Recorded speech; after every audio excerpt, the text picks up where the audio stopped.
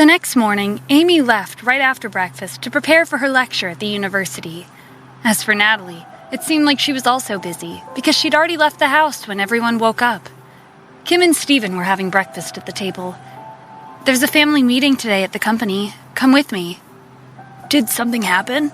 Stephen asked, but he knew that it was because there were many people in the Cassidy family who weren't pleased that Kim had become the successor. "It's obviously because of my position. I wonder if they're planning on forcing me to hand over the moon of the Nile or the villa, or maybe they want something more important than those two things." "Don't worry, Kim, it'll be fine." Stephen wasn't worried. Even if Kim were to hand over the necklace and her new house, he wouldn't let anyone touch them. After breakfast, Stephen sent Jack a text message before going to the sink to wash the dishes. When they arrived at the Cassidy Group's conference room, Harry came over to mock them. "Hey, I didn't expect a coward like you to show your face in front of the family." The other members of the family joined in. They couldn't criticize Kim anymore, so they could only vent their anger on Stephen. "Didn't you promise to make it up to your wife? Where were you yesterday?" "You don't understand. Because that piece of trash didn't make his move, someone else did it instead. Didn't you see those gifts yesterday? They're priceless." "I'm not even surprised. Stephen lives off of his wife, so what could he have given her anyway?" Stephen didn't have a reaction. Their criticisms fell on deaf ears. "Is that all? If so, move aside. I want to take my seat."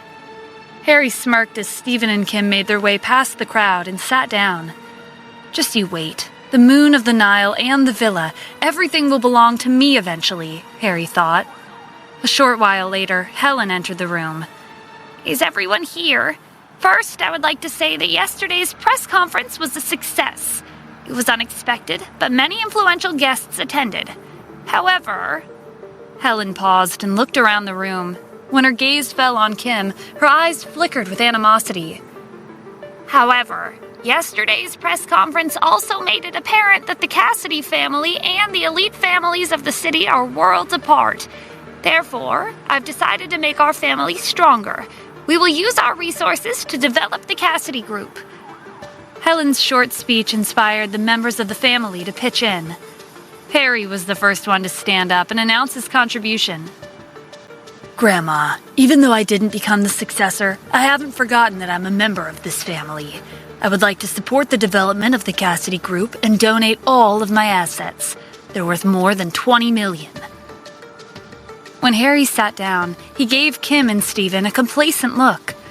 The rest of the family chimed in. "The survival of the Cassidy family is imperative. I'll also be donating my assets. They're worth $10 million. I'll donate my entire fortune. It's around $8 million.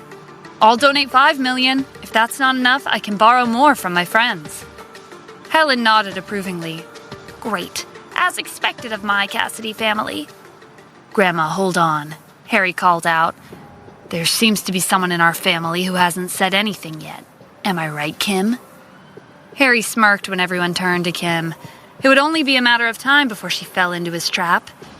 Kim was embarrassed when Harry called her out. "To tell you the truth, I don't have that much money." After yesterday, her total assets had increased significantly, but they consisted of a necklace and a villa.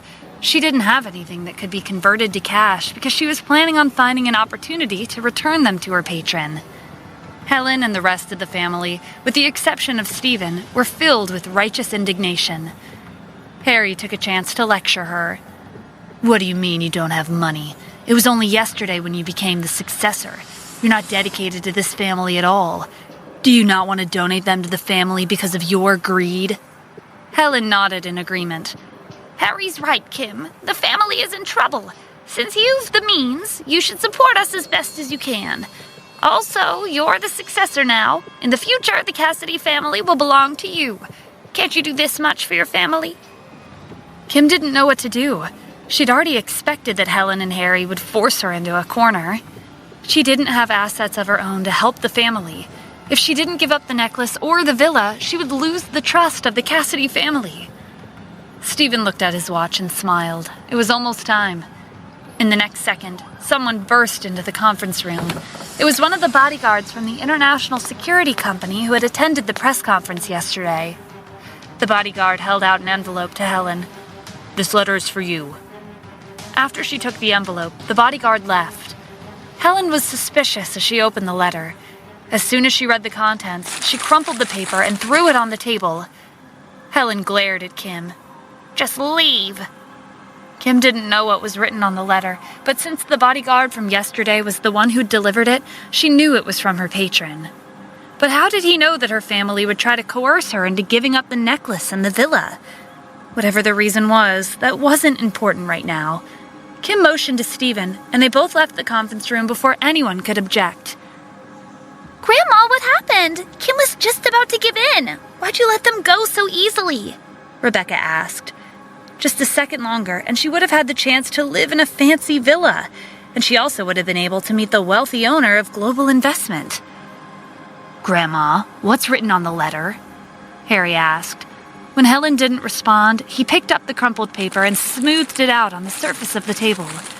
There was one sentence written on the paper. "No one is allowed to touch my gifts." "I didn't expect him to protect Kim to this extent," Harry said through clenched teeth. Helen contemplated their next course of action. Their main problem was this mystery man.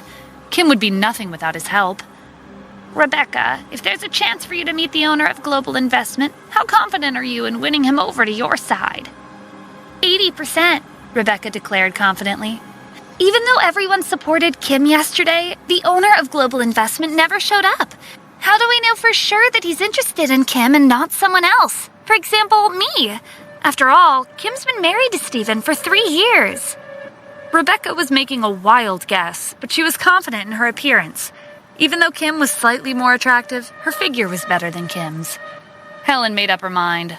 "All right, I'll put aside my pride and visit Kim's place tonight." 1 hour later, Kim and Stephen spotted an armored transport car parked at the entrance outside their house while they were on their way home. There were also dozens of people dressed in uniform standing guard. Kim was worried that something had happened. She hurried over to the group and explained that this was her house. After the group verified Kim and Stephen's identities, they'd allowed them to enter. "Mom, what happened?" Kim asked as soon as she opened the door.